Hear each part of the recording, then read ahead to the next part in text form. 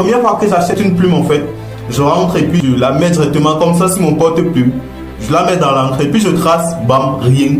Même pas un trait ne sort. En fait, je me disais que je m'étais fait arnaquer, que le mec de la boutique m'avait vendu juste de la merde et tout ça et tout ça. J'étais prêt à aller me faire rembourser. Mais jusqu'à ce que je passe sur internet, sur Google et puis je tape comment manier une plume G. Et puis là, je tombe en fait sur un premier article de blog. Je clique dessus. Dans l'article de blog, on m'explique en fait les plumes. Et ça, c'est un truc que vous allez remarquer juste sur tous les plumes que vous allez acheter. Ou quand vous achetez des plumes, bien sûr.